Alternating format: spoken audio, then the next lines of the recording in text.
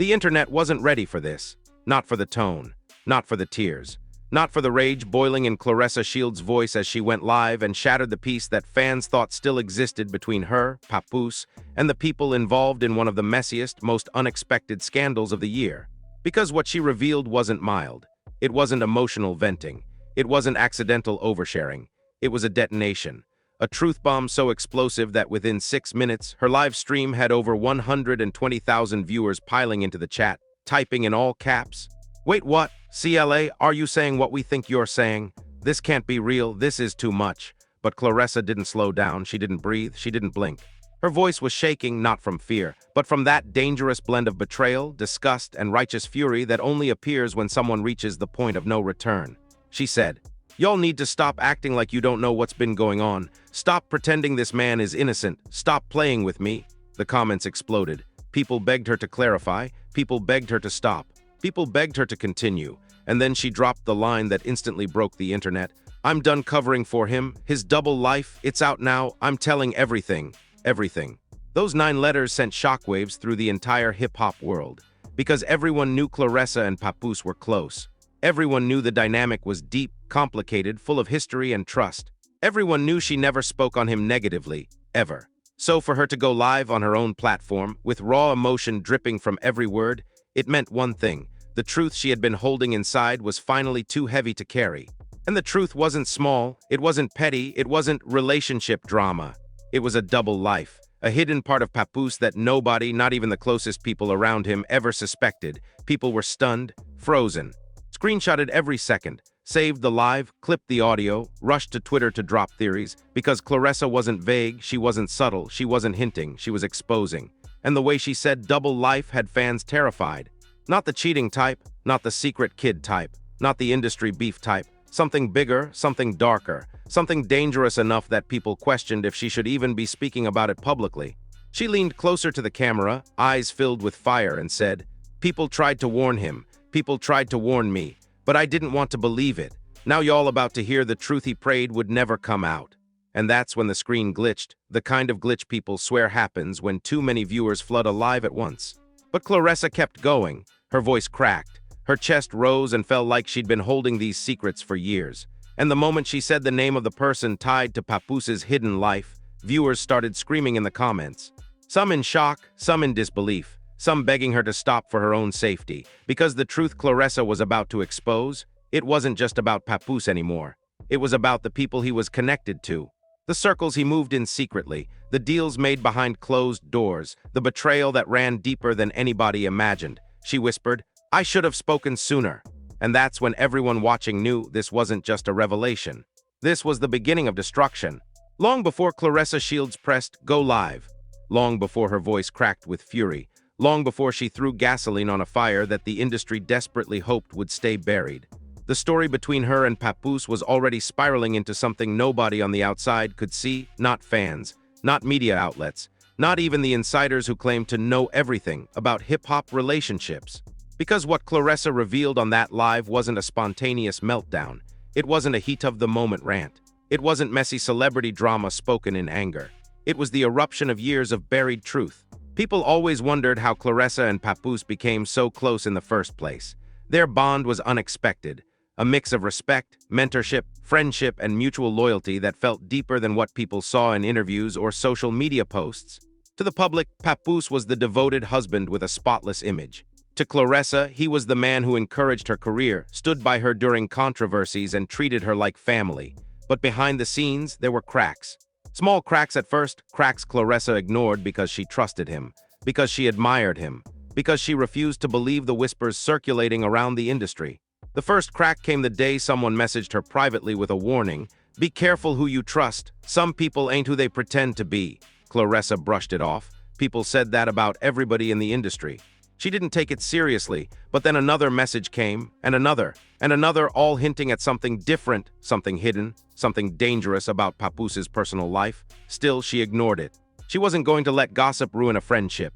But the truth has a strange way of finding people, especially the truth that someone is desperately trying to hide. One night after a fight, Claressa mentioned on a podcast that she wished people around her would just be honest. She didn't name anyone. She didn't point fingers. She didn't hint at anything.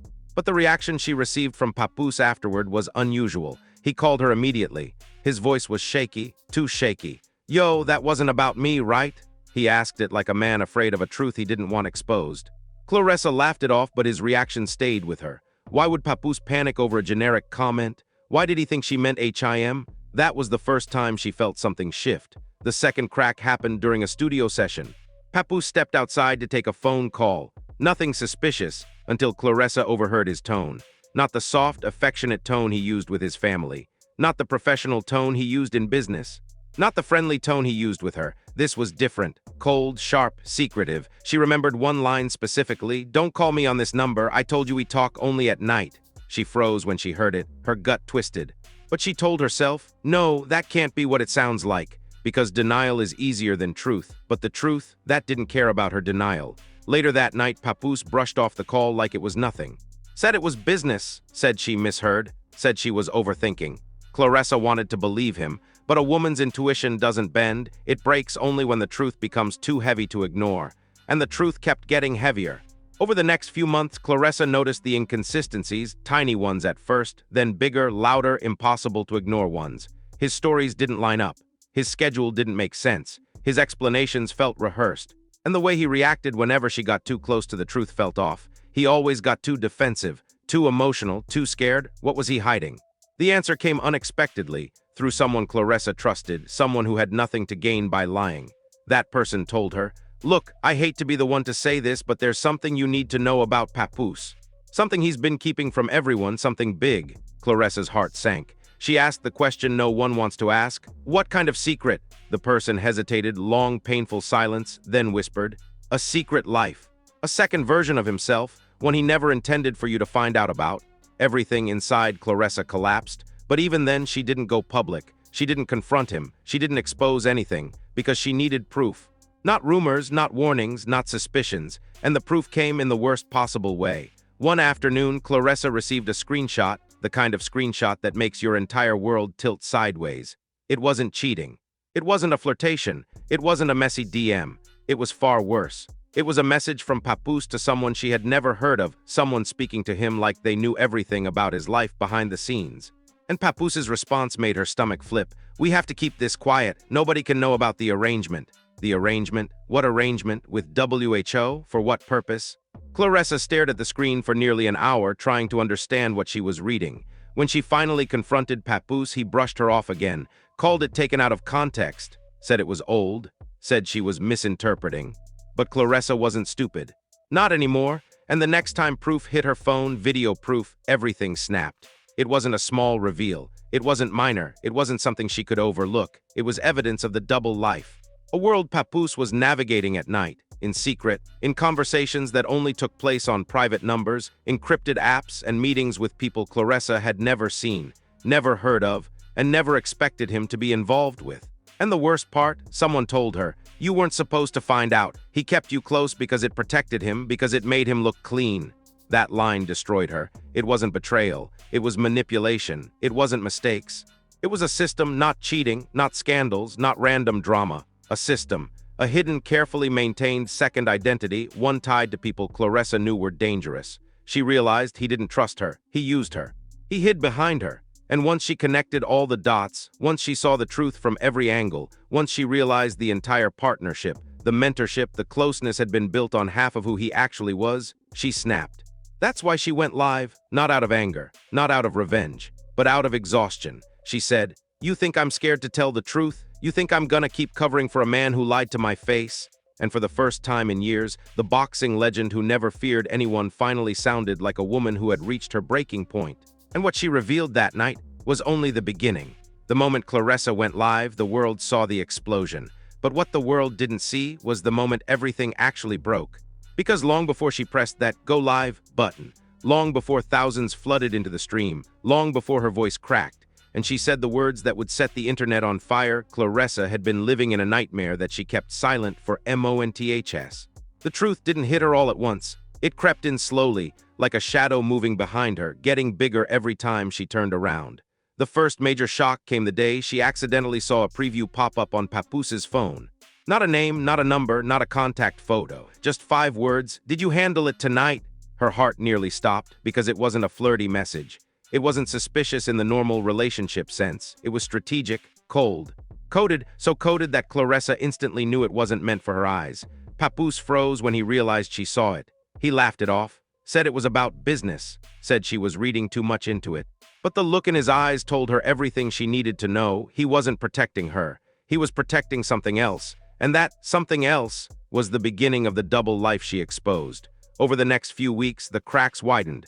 Claressa noticed he was constantly switching phones, not just between apps or models, but literal phones. One for public life, one for family, one for business, and one that he never left out of his sight. Not even for a moment. That was the phone she later learned held the secrets. The one that held the messages, the calls, the hidden world nobody but Papoose and a small circle knew about. She noticed he had meetings at odd hours. Conversations hushed the moment she walked in. Trips that never matched the excuses. Money moving in ways that did not add up. But the biggest red flag? The people who suddenly started watching her a little too closely. Random accounts DMing her vague warnings. People showing up at events who didn't belong there. Faces she'd never seen before quietly observing her. And whenever she mentioned it, people brushed her off. You're imagining things. You're stressed. You're overthinking. But Claressa wasn't stupid. She watched. She listened. She kept receipts. One night after Papoose stepped outside to make a call, she checked the reflection in the window just to see if she could catch his face. What she caught instead was his expression. Cold, focused, calculating. And then she heard it, the name. A name the public didn't know. A name whispered in underground circles. A name tied to things far beyond hip-hop. A name that made Claressa's skin crawl. She said nothing at the time. She couldn't, because if she confronted him with no evidence, he'd twist her words just like he had been doing for months. But that night, she couldn't sleep. Everything felt wrong. She knew Papoose wasn't just hiding someone, he was hiding something. And the world she thought he lived in, loyal, clean, disciplined, family-oriented, was only one half of who he really was. The other half, dark. Hidden, ungoverned by rules or morals, and she was getting dangerously close to discovering it. The real breaking point came the night she followed her instincts and followed him. He said he had a late-night studio session. But Claressa had seen the pattern enough to know that was a lie. So she waited 10 minutes after he left, put on a hoodie, and followed him. And what she saw shattered everything. He didn't go to a studio. He didn't go to a meeting. He didn't go to a familiar spot. He went to a warehouse. A warehouse filled with people who had nothing to do with music, boxing, or entertainment. People who looked at him not like a rapper, not like a friend, but like a man with responsibilities in a world Claressa had never been told about. The moment she saw him step inside that building, everything clicked. He wasn't juggling a second relationship. He wasn't sneaking around romantically. He wasn't hiding a family. He was living a second identity. And that second identity wasn't just secret, it was dangerous. Claressa's heart pounded violently. She grabbed her phone, recorded the building, the cars, the people. She backed away before anyone could see her. She didn't sleep that night, didn't blink, didn't move. Her whole reality shifted in a way she wasn't prepared for. This wasn't cheating, wasn't betrayal in the emotional sense. This was a man operating in a world where women were never supposed to know the truth. And when she confronted him the next morning, he didn't deny it. He didn't explain it. He didn't cry, panic, or defend. He simply said, "You need to stop digging into things that don't concern you." Her blood ran cold. Because that wasn't a man being defensive, that was a warning. That was a threat wrapped in polite language. That was Papoose telling her, "I don't care who you are. I don't care what you mean to me, stay out of this." And for the first time, Claressa felt fear, real fear. The kind that settles in your bones, but she didn't back down, she didn't fold. She didn't let him intimidate her. She pushed back. "Why are you lying to everyone? Why are you pretending to be someone you're not? Why are you dragging me into something you know is dangerous?" His face changed. Not anger, not guilt, but something colder. And that coldness told Claressa everything. If she exposed him, she wasn't just risking drama. She was risking retaliation, not from him, but from the people connected to him. That's when she began gathering proof, screenshots, recordings, documents, messages she pieced together like a puzzle until she had enough truth to bury him. And that is what she revealed on Live, not the surface-level scandal people expected, not the shocking cheating twist fans always assume. She revealed the existence of the other life, the life Papoose lived after midnight, the life he kept on encrypted apps, the life he hid through multiple phones, the life he thought nobody, especially Claressa, would ever uncover. But the real twist, the twist that blew the internet apart, she wasn't the only one who had been watching him. Someone else was tracking the same patterns. Someone else had been warning her subtly. Someone else knew what Papoose was part of. And that person finally came forward the moment Claressa ended her live. They messaged her, "You didn't even reveal half of what he's into. Let me show you the rest." Claressa froze because the message wasn't from a stranger. It was from a name she never expected, a name tied directly to Papoose's secret world, and what that person sent her changed everything. The message arrived the second Claressa ended her live, not a minute later, not 30 seconds later. It came through immediately, as if the person had been watching the entire stream with their finger hovering over send, waiting for the exact moment she broke her silence. At first, she thought it was a troll, another anonymous account sending threats or fake insider info. But the name on the message had weight, heavy, undeniable weight, a name that forced her pulse to stop for a full second. Because the person reaching out wasn't a stranger, wasn't a fan, wasn't someone random trying to stir drama. It was someone from inside the circle Papoose thought was impenetrable. The message said, "You exposed the surface, but you didn't reveal what truly matters. You didn't reveal what he's been doing behind closed doors. You need to know the full truth before you speak again." Claressa stared at the notification, frozen. She read it once, twice, 10 times. Every hair on her body stood up. This wasn't casual, this wasn't emotional, this wasn't messy, this wasn't gossip. The tone was clinical, precise, terrifyingly calm. It was the tone of someone who had receipts, real ones. As she opened the message thread, her heart pounded so hard she heard it in her ears. Her hands trembled, not from fear, but from anticipation, the feeling you get when truth is about to swallow everything you thought you understood. The first file was an audio recording. She pressed play. What she heard made her grip tighten around her phone until her knuckles whitened. A male voice, not angry, not emotional, but authoritative. And that voice said, "He can't keep making mistakes, not with everything at stake. If he slips again, we'll cut him loose." The voice wasn't talking about music, or brand deals, or anything publicly known about Papoose. The tone suggested something structured, something organized, something operating far outside the boundaries of entertainment. Claressa replayed the recording 3 times. Cut him loose, slip again, everything at stake. What was he involved with? As she scrolled further, messages appeared, screenshots between Papoose and people he never mentioned, people whose names didn't appear anywhere near his public dealings. There were coded phrases. "Deliver on time, keep the channels clean, don't let anyone trace it back, switch the route tonight," and most chillingly, "She's getting curious, handle it, handle it." Claressa felt her chest tighten. This wasn't cheating. This wasn't emotional manipulation. This wasn't a personal betrayal. This was a system of people operating behind a curtain she never knew existed. A world built on secrecy, influence, and quiet power plays. A world where Papoose wasn't merely participating, he was fulfilling roles, responsibilities, obligations. And then came the second file. A video. It wasn't flashy. It wasn't dramatic. It wasn't even clear footage. It was a dimly lit room with silhouettes talking at a table, but one silhouette was unmistakable even in low light. Papoose. He wasn't rapping. He wasn't networking. He wasn't joking or performing. He was negotiating. Claressa leaned closer to her screen, analyzing every shadow, every gesture, every shift in tone. One of the blurred figures said, "If the shipments get delayed again, we'll have to escalate. You know that, right?" Papoose nodded. His voice came through clearly. "I'm on top of it. Nobody knows, nobody suspects anything." Claressa's blood ran cold. Shipments, escalate, nobody suspects. This wasn't entertainment. This wasn't creative business. This was something else entirely, something that made her live reveal seem small in comparison. Then the person who sent her these files messaged her again. "You think he betrayed you, but the truth is he betrayed everyone. He's running 2 identities and you only exposed the safe one. The other one, the one that actually matters, that's what he's terrified of losing." Claressa typed back, "Who are you?" The reply came instantly. "Someone who knows what he's done." Another message appeared, "And someone who knows what he's planning next." Claressa felt a chill that refused to leave her skin.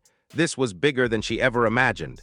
Her live stream had exposed a man, but this information exposed an operation. And she wasn't prepared for the third file, because it wasn't an audio clip. It wasn't a message thread. It wasn't a blurry video. It was a photograph. A photograph of Papoose sitting beside a man whose identity shook her to her core. A man tied to records, rumors, and allegations that were whispered in underground circles, but never spoken aloud. A man whose name alone had the power to end careers. A man known for building empires through influence that never appeared on paper. A man who did nothing publicly but moved everything privately. Seeing Papoose next to him felt like being struck by lightning. She didn't blink. She couldn't. The sender wrote, "He wasn't protecting you. He was using you as his cover. You made him look clean, respectable, untouchable." Claressa sat back, staring at her wall, trying to breathe. Everything she thought she knew, every excuse she accepted, every lie she rationalized, every moment she defended him suddenly felt like part of someone else's script. She wasn't his partner, she was the shield, the alibi, the credibility he stood behind when his other world started getting too close to exposure. And now she was at risk, because the man in the photograph, he wasn't the type to tolerate betrayal. He wasn't the type to let information slip. He wasn't the type to allow a loose thread to unravel an entire network. Claressa felt her stomach drop. Her live stream had done something she didn't expect. It forced the shadows to move. Because the sender's final message was the one that terrified her the most. He knows you went live, he knows you found out, and he's not angry at the exposure. He's angry because now the wrong people are asking questions. You need to be careful. Claressa stared at the screen for a long time, her heart racing. This wasn't drama anymore. It wasn't a scandal. It wasn't gossip. This was survival. And the person sending her these files wasn't warning her for drama. They were warning her because they knew exactly what stepping into this world meant. But the story didn't end there. Because as Claressa was processing all of this, another notification came through, not from the anonymous sender, from Papoose. 4 words, "We need to talk." 4 words that carried the weight of fear, secrecy, and something far more dangerous. Desperation, because Papoose wasn't calling to apologize. He wasn't calling to explain. He wasn't calling to deny. He was calling because he realized Claressa now knew the truth he swore he would never let anyone discover. And the moment she opened that message, the real war began. The moment Claressa ended her live, the internet detonated in a way nobody expected. It wasn't just her fanbase reacting. It was the entire combat sports community, the hip-hop world, bloggers, podcasters, insiders, rivals, friends, enemies, even people who had no connection to her or Papoose at all. Within minutes, the story spread across every social platform and fractured the internet into warring factions. Some defended Claressa, calling her brave, fearless, and honest, a woman finally speaking up about a secret she had carried for too long. Others claimed she was exaggerating, misunderstanding, or acting out of emotion. But the majority, they didn't know what to believe, because this wasn't a normal celebrity scandal. This wasn't infidelity. This wasn't petty beef. This was a double life, a hidden world with coded language, late-night meetings, encrypted apps, and connections that nobody wanted to speak about openly. And people who recognized those clues began panicking instantly. Within 1 hour, 3 major hip-hop bloggers went live, each breaking down Claressa's stream frame by frame. One said, "She wasn't lying. That wasn't the voice of a woman exaggerating. That was someone who saw something she wishes she hadn't." Another commenter said, "You could hear the fear in her voice. She didn't expose him for attention. She exposed him because she realized she's been living beside a stranger." A much darker reaction came from a combat sports analyst who whispered on his live, "When a person says someone has a double life, it usually means they're involved in something that's been going on for a long time. Something with structure, something layered, something people get hurt over." That line sent the comment section spiraling. Hurt over, structure, layers, people started asking harder questions. What exactly was Papoose mixed in with? Who were those people in the warehouse? What did the coded messages mean? What was he transporting? Why were those meetings at night? Then someone posted a clip freeze from Claressa's live, where she paused before saying, "There's more. There's so much more he never wanted the world to know." People zoomed in to analyze her expression, her breathing, her voice shaking not from anger but something deeper. Fear. That was the first sign for most watchers that the story wasn't just dramatic, it was dangerous. But the reactions didn't stop at speculation. Rappers who knew Papoose began subtly unfollowing him. Producers deleted old photos with him. A few quietly posted cryptic messages like, "Stop pretending people are innocent. Everything dark eventually comes to light. Y'all better pray your secrets stay buried." Fans screenshot everyone. Meanwhile, Papoose himself stayed silent. He didn't post, he didn't deny, he didn't defend. That silence was louder than any statement he could have made. But the shockwave truly hit when an unexpected figure, someone extremely respected, posted, "I believe Claressa. Some of us always knew something wasn't right." That comment went viral instantly, not because of who said it, but because of what it implied. People in the industry had known for years. Suddenly, viewers realized something terrifying. Papoose's double life wasn't new. It wasn't recent. It wasn't accidental. This secret was built over time, carefully, meticulously, with multiple people involved and many more staying quiet out of fear or loyalty. Then a major music journalist dropped a 7-word tweet that sent shockwaves through the entire situation. She didn't expose him, she warned him. Warned him of what? Warned him of who? Warned him of what consequences? Nobody had answers. Then the anonymous whistleblower, the one who sent her the recordings and files, contacted her again. But this time they weren't calm. Their tone wasn't measured, their words weren't careful, they were panicked. "Stop talking publicly. This is bigger than you think, bigger than him, bigger than anything you could imagine." Claressa froze, reading the message. For the first time since this nightmare began, she felt genuine fear surge through her chest. What exactly had she stepped into? What machine had she accidentally exposed? What network was she brushing against? The whistleblower continued. "People are watching you, not fans, not trolls. People connected to him. People who don't want this story to grow legs." Claressa's throat tightened. She read the next line twice just to process it. "They are trying to figure out how much you know." Her heart stopped. Another message came immediately after.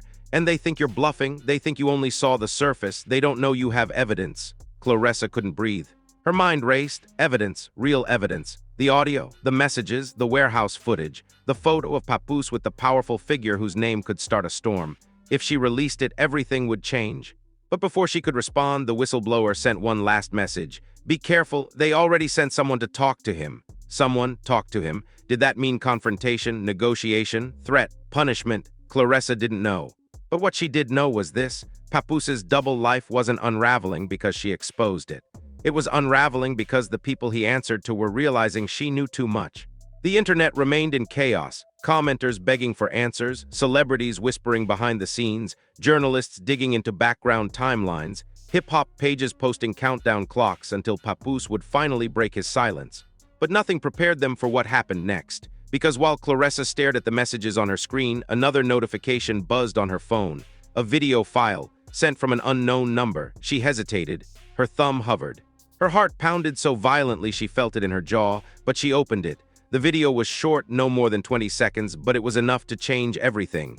It showed Papoose, not the public figure, not the smiling rapper, not the mentor, not the man with a curated image, but the other version of him. The version she wasn't supposed to know, the version she wasn't supposed to see, the version her live stream had forced out of the shadows. He was standing in the same warehouse she followed him to, speaking to two men. The audio was faint, muffled, but one sentence came through clearly. "She knows, but she won't do anything. She doesn't understand how deep this goes." The video ended abruptly. Claressa's hands shook. She understood now. This wasn't a scandal. This was a warning. And the final twist hit her like a punch to the chest when a final text came in. "You're next if you don't stay quiet." Everything around her fell silent. And for the first time in her career, in her life, Claressa Shields wasn't fighting an opponent in a ring. She was fighting a hidden world, one she had exposed without realizing how dangerous it truly was. The moment Claressa read the words, "You're next if you don't stay quiet," the atmosphere around her shifted. It felt as if the room grew smaller, the walls tightening, the air turning heavier. She stared at the screen, replaying the message over and over, every word sinking deeper into her skin until she could practically feel the threat pulsing like electricity through her bloodstream. This wasn't trolling, this wasn't a fan, this wasn't someone seeking attention. This was a warning from someone inside the very system Papoose had been hiding from her, a system that now knew she had seen too much. Her heart pounded violently as she locked her phone, but even that didn't help. She kept hearing his voice from the warehouse video. "She doesn't understand how deep this goes." He wasn't lying.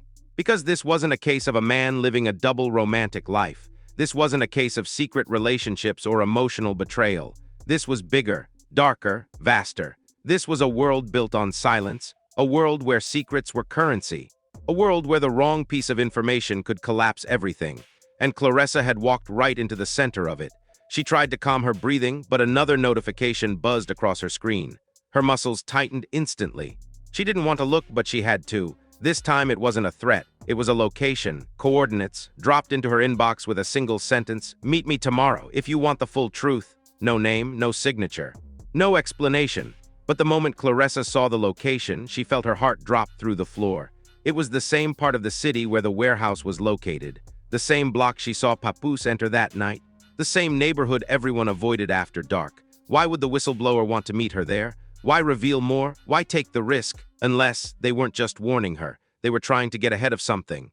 She sat on her couch for nearly an hour, staring into space, replaying every moment that led her here. The coded messages, the shadowy figures, the late-night calls, the shifting personalities, the encrypted apps, the man in the photograph. The video of Papoose speaking in a tone she never heard before, the warehouse meeting, the whispered threats. Every piece felt like a puzzle that connected to something far more intricate than she anticipated. She wasn't dealing with a scandal. She was dealing with a network that didn't want its existence exposed, a network that now viewed her as a liability. But the most terrifying moment came not from the threats, but from her own realization. Papoose wasn't scared of her exposing him. He was scared of the people he answered to discovering she had evidence. He was scared because she wasn't supposed to get this far. She wasn't supposed to follow him. She wasn't supposed to overhear.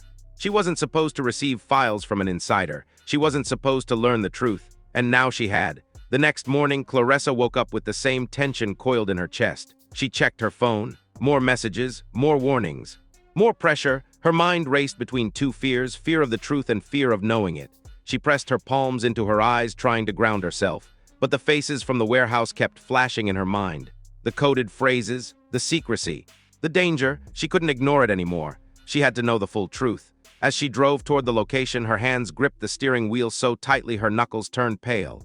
Every street felt unfamiliar, even though she had been near this block before. The silence of the morning felt unnatural, too still, too heavy. She parked her car 2 streets away, refusing to pull up directly to the coordinates.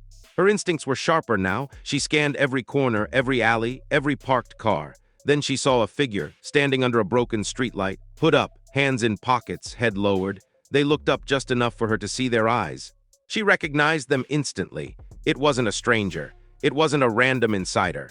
It wasn't someone disconnected. It was someone who had once been close to Papoose, someone Claressa had seen around him multiple times but never questioned because they always blended into the background.